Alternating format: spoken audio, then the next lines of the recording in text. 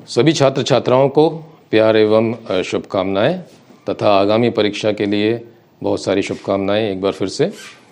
आज हम बात करेंगे कंपनी अकाउंट्स के बारे में, यानी कि कंपनी द्वारा बनाए जाने वाले खातों के बारे में, जिसके अंतर्गत हम यह समझने की कोशिश करेंगे कि एक कंपनी अपने अंतिम खाते किस प्रकार से बनाती है, यानी कि फाइनल अकाउंट्स किस प्रकार से प्रिपेयर करती है। पिछले वर्ष कक्षा 11 में आप लोगों ने फाइनल अकाउंट्स किया है, परंतु वो फाइनल अकाउंट्स एक इंडिविजुअल व्यक्ति का होता था, परंतु यहाँ जो आप सीखेंगे वो कंपनी का फाइनल अकाउंट्स है। कंपनी के फाइनल अकाउंट्स और एक इंडिविजुअल फाइनल अकाउंट्स जो आपने पिछले साल बनाया, उसमें और इसमें थोड़ा सा अंतर है। बहुत ज़्यादा अंतर नहीं है, आपने किया हुआ है वही सारी चीज़ें हैं, बस बनाने का तरीका थोड़ा सा बदल जाएगा, वो आपको सीखना है। बिल्कुल भी दिमाग में ये मत रखिएगा कि कंपनी के जो फाइनल अकाउंट्स हैं वो बहुत ही पेचीदा हैं, ऐसा कुछ भी नहीं है, बहुत ही सरल तरीका है। उसी को आज हम समझने की कोशिश करेंगे और सीखने की कोशिश करेंगे। तो कंपनी अकाउंट्स के अंतर्गत जो दो स्टेटमेंट्स हम बनाएंगे, उसमें पहली स्टेटमेंट है statement of profit and loss, लाभ हानि विवरण पत्र, और दूसरा आप बनाएंगे बैलेंस शीट, जिसे हम हिंदी में कहते हैं आर्थिक चिट्ठा। ये दोनों चीज़ें आपने पिछले वर्ष भी बनाई हैं, परंतु ये जो statement of profit and loss account है, ये आपने बनाया था trading and profit and loss account के नाम से। यहाँ पे इसको जो हम बनाएंगे उसका नाम होगा statement of profit and loss, लाभ हानि विवरण पत्र। दोनों चीज़ें हम एक एक करके डिस्कस करेंगे कि इनको हम किस प्रकार से बनाएंगे, इनमें कौन कौन सी मदें आती हैं, और इनको समझने का प्रयास करेंगे।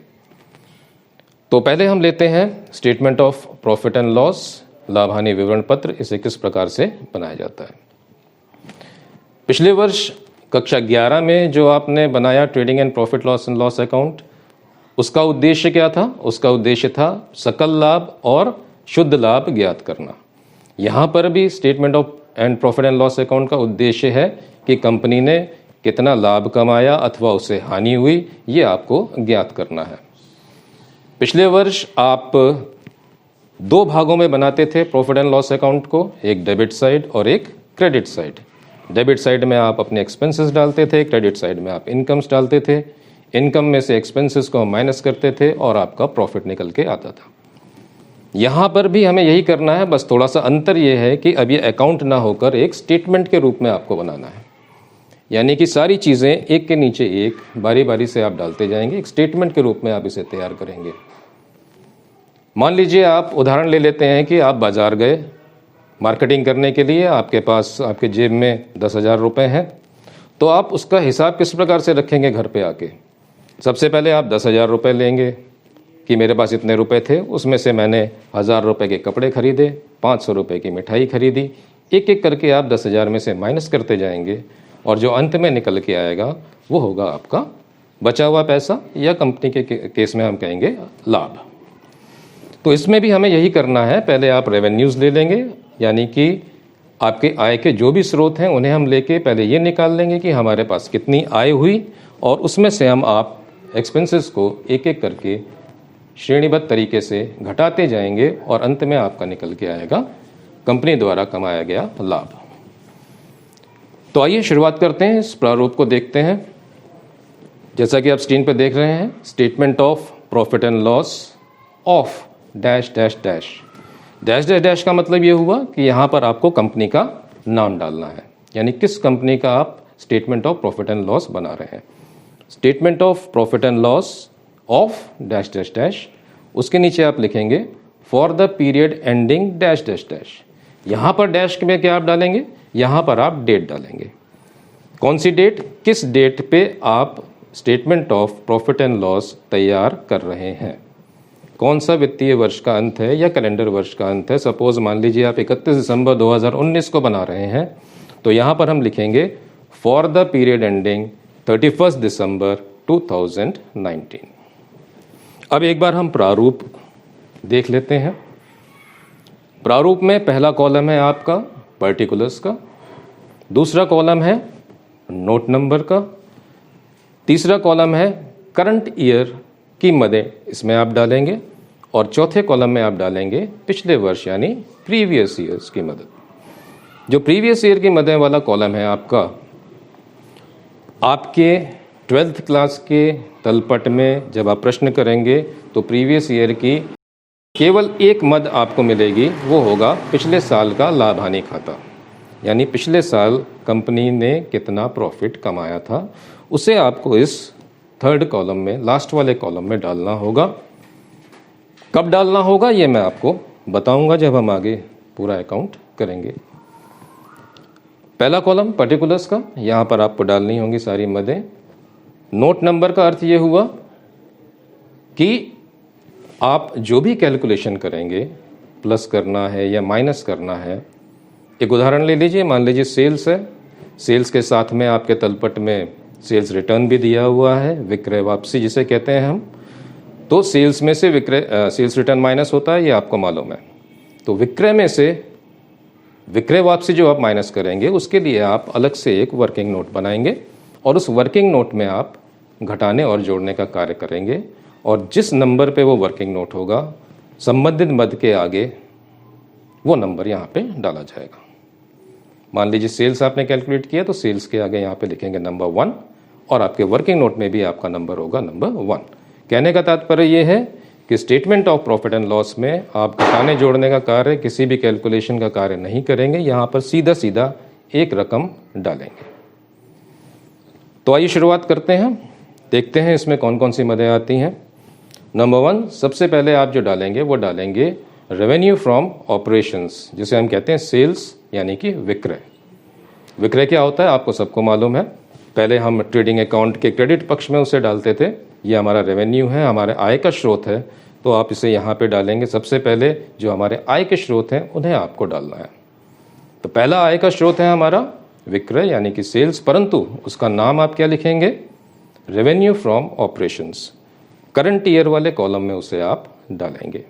यदि विक्रय वापसी है तो वर्किंग नोट में उसे माइनस करके, जो माइनस करके अमाउंट आएगा उसे यहाँ पर डाला जाएगा। पॉइंट नंबर 2 में आप डालेंगे अदर इनकम्स। अदर इनकम्स में क्या आएगा, याद करिएगा पिछले साल प्रॉफिट एंड लॉस अकाउंट के क्रेडिट पक्ष में हम क्या डालते थे। यदि आपने कोई ब्याज प्राप्त किया है उसे डालते थे, यदि आपने कोई कमीशन प्राप्त किया है उसे डालते थे, यदि आपने कोई छूट प्राप्त की है तो हम उसे डालते थे। यानी किसी भी प्रकार की आय जो हमें होती है उसे हम प्रॉफिट एंड लॉस के पिछले साल क्रेडिट में डालते थे, उसको आप यहाँ पर अदर इनकम्स में शो करेंगे।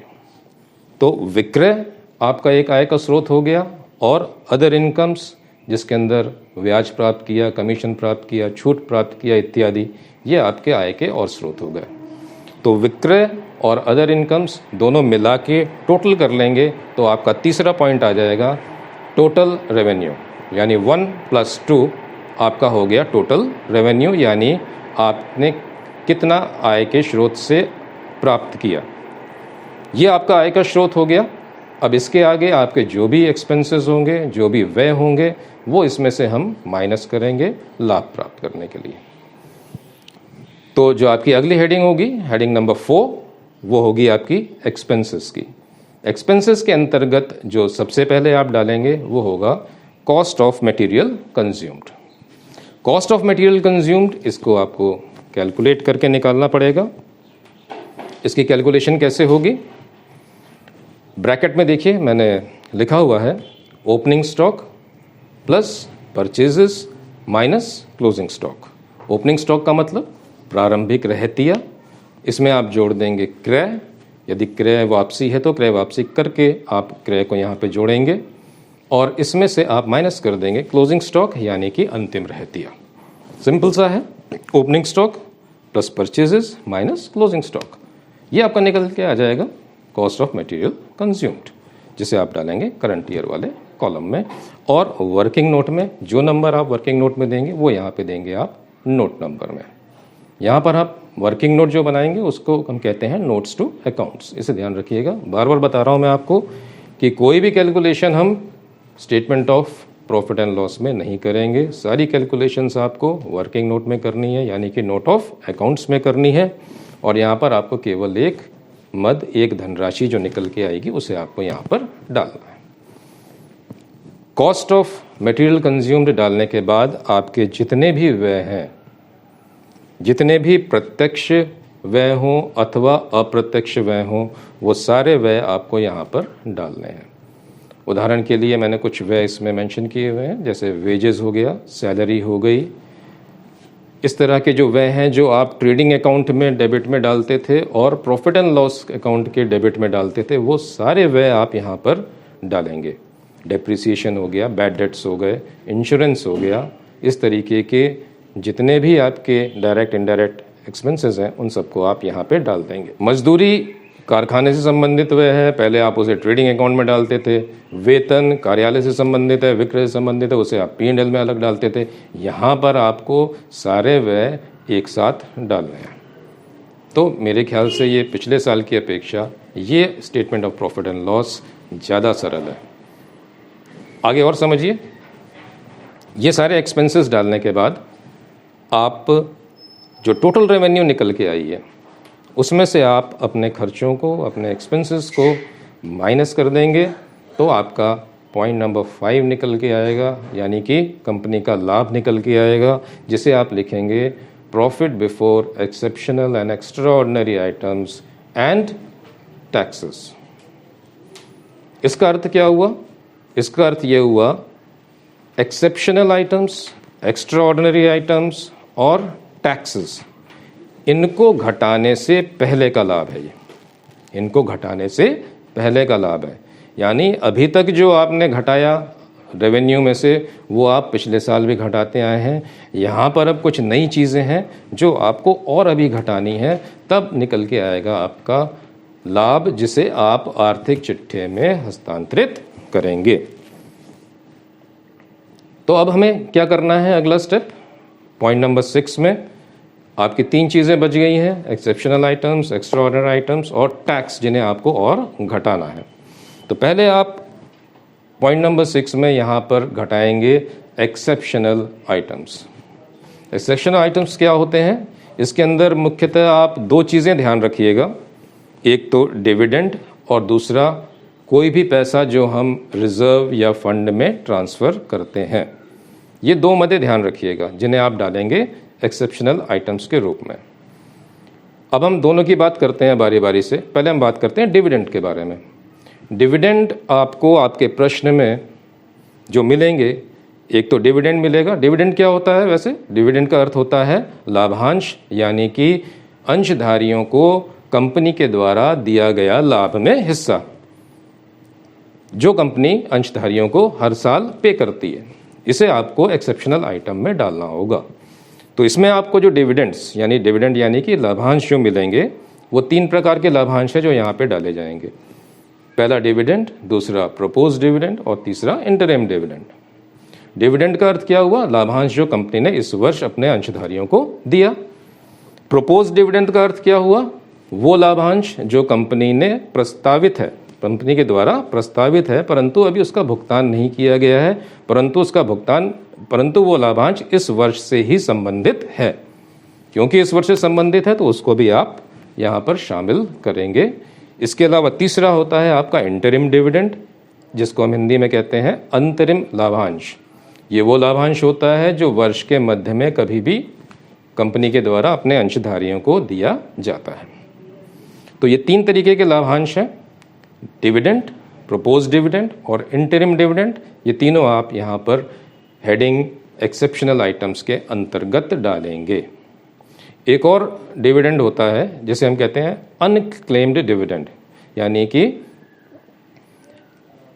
ये आपकी लायबिलिटी हुई। अनक्लेम्ड का मतलब क्या हुआ कि कंपनी ने डिविडेंड का भुगतान अंशधारियों को नहीं किया और ना ही अंशधारियों द्वारा इसका क्लेम किया गया, परंतु जब तक इस डिविडेंड की पेमेंट कंपनी नहीं कर देती है तब तक ये कंपनी की लायबिलिटी है, कंपनी का दायित्व है। तो इसको आप ले जाएंगे कहाँ पे? बैलेंस शीट में, लायबिलिटीज़ में। तो ये 4 तरीके के डिविडेंड्स हैं, जिसमें से ये 3 तरीके के आप यहाँ पर डालेंगे। अनक्लेम्ड डिविडेंड आप डालेंगे बैलेंस शीट में। इसके अलावा एक्सेप्शनल आइटम में और क्या डलेगा? Amount transfer to reserve fund या जनरल रिजर्व। जो भी पैसा आपने किसी संचय में ट्रांसफ़र किया प्रॉफिट में से या फंड में ट्रांसफ़र किया, उसे भी आप एक्सेप्शनल आइटम की श्रेणी में डालेंगे। तो मुख्यतः आपको दो चीज़ें ध्यान रखनी है, एक तो डिविडेंड और दूसरा कोई भी पैसा जो आपने संचय या फंड में, रिजर्व या फंड में ट्रांसफ़र किया। इसको आप profit before exceptional, extraordinary and taxes वाला जो हमने पॉइंट नंबर 5 पे निकाला था, उसमें से इसको आप माइनस कर देंगे तो आपका निकल के आएगा profit before extraordinary items and taxes. Profit before extraordinary items and taxes. Exceptional item तो आपने घटा दिए, अब क्या बचा है घटाने के लिए? एक्स्ट्राऑर्डिनरी आइटम्स और टैक्सेस। आपकी कक्षा 12th में, यानी 12th क्लास में जो आप फाइनल अकाउंट्स करेंगे, उसमें एक्स्ट्राऑर्डिनरी आइटम्स आपको नहीं मिलेंगे, ना के बराबर मिलेंगे।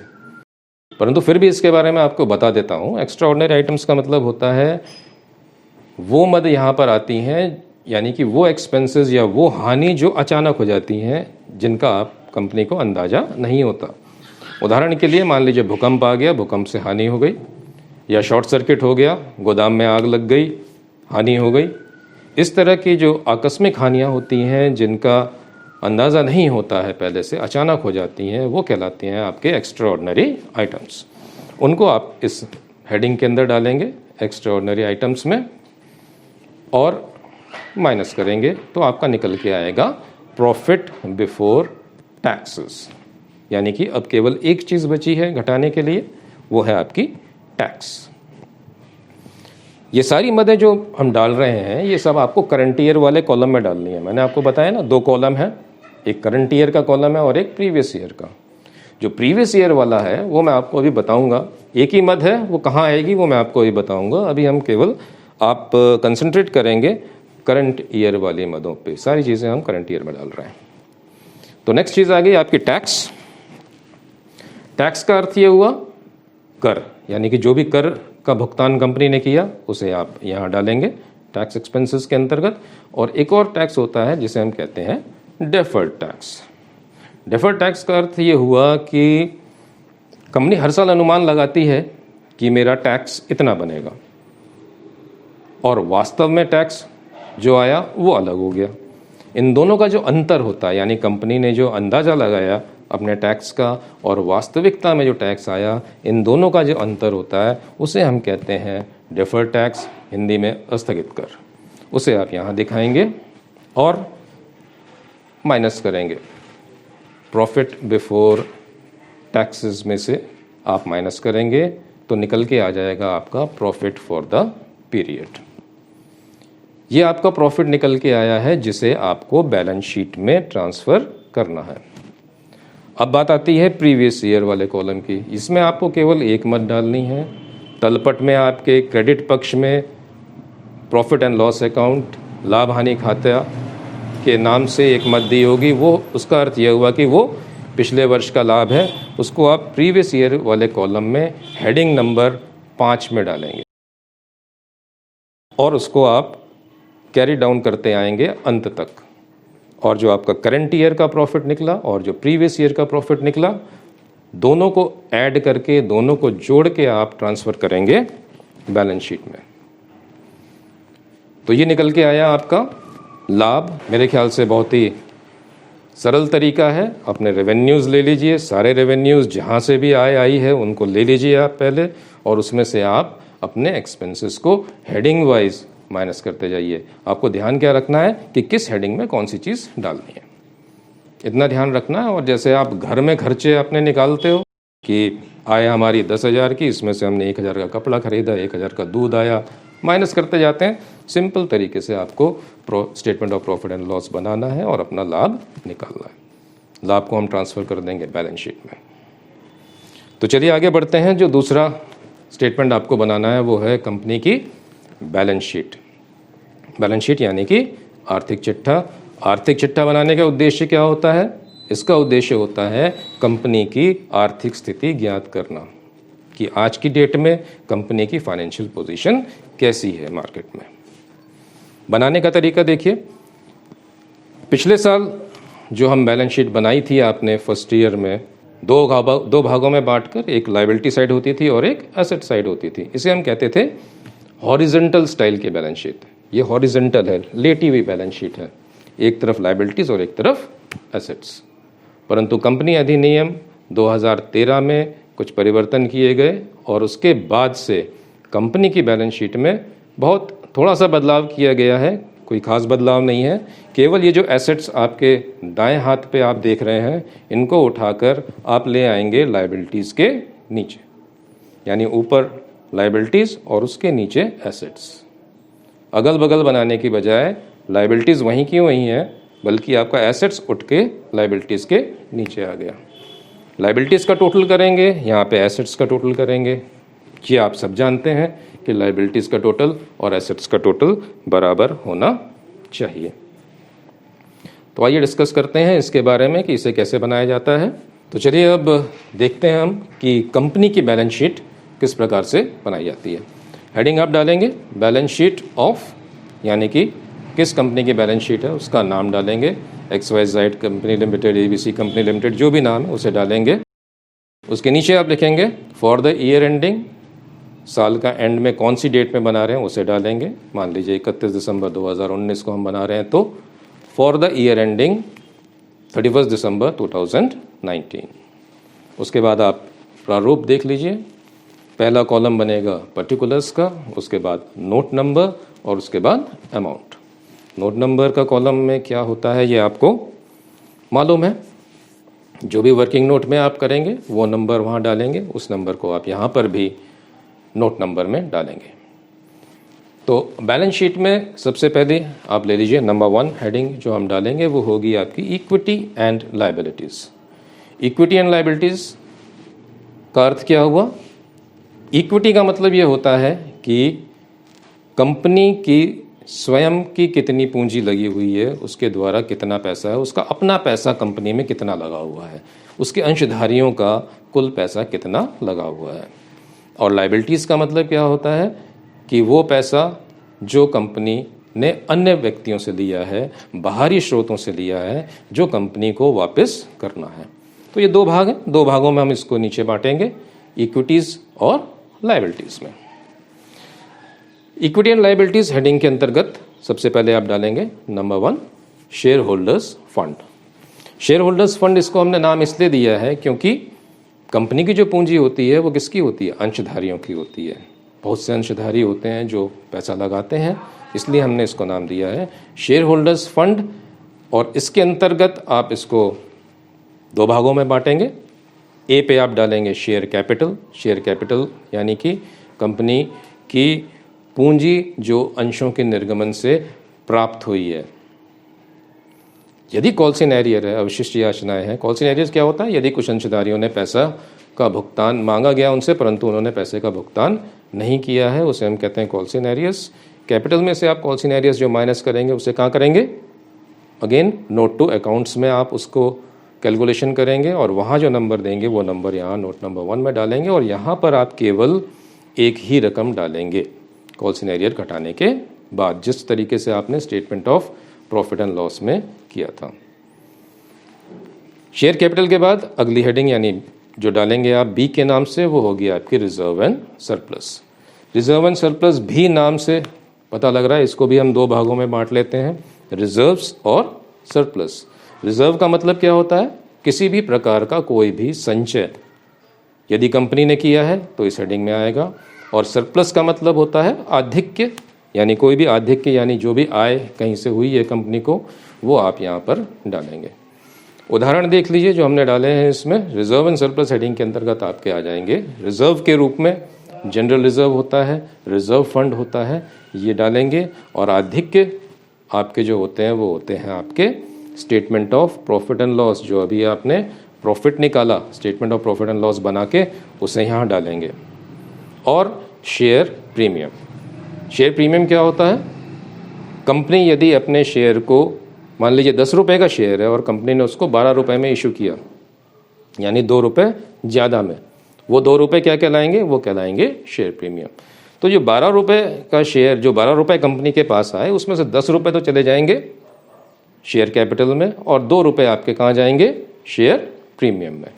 तो शेयर प्रीमियम आपको दिखाना है रिजर्व एंड सरप्लस की हेडिंग में, और जो 10 रुपये हैं वो जाएंगे कहाँ? शेयर कैपिटल में। शेयर कैपिटल और रिजर्व एंड सरप्लस के बाद जो अगली हेडिंग हम डालेंगे वो होगी आपकी non current liabilities. Non current liabilities का मतलब क्या होता है? वो लाइबिलिटीज़ जो लंबे समय के लिए होती हैं, यानी जिनका भुगतान आपको एक लंबे समय के पश्चात करना होता है। इस नॉन करंट लाइबिलिटीज़ के अंदर जो पहली हेडिंग यानी नंबर ए के नाम से आप डालेंगे वो होगी लॉन्ग टर्म बोरोइंग्स। और लॉन्ग टर्म बोरोइंग्स में केवल एक ही आइटम आपको मिलेगा तलपट में, और वो होता है डिबेंचर्स, जिसे हम हिंदी में कहते हैं ऋण पत्र। ऋण पत्र का मतलब क्या हुआ?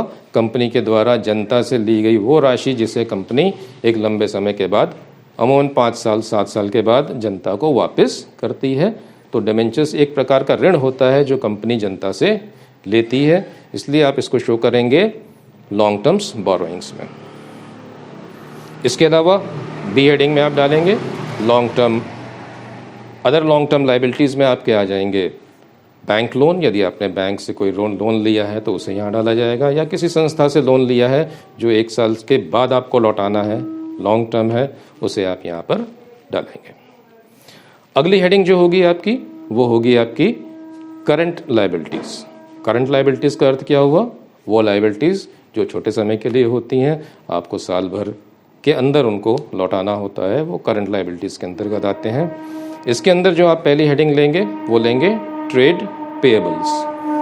ट्रेड पेएबल्स में आपकी 2 चीज़ें आएंगी, एक बिल्स पेएबल और एक क्रेडिटर्स। बिल्स पेएबल क्या होता है?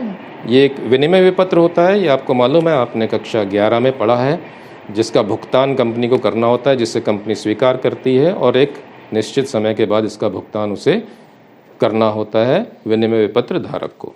और क्रेडिटर्स डालेंगे जिसे हम हिंदी में कहते हैं लेनदार।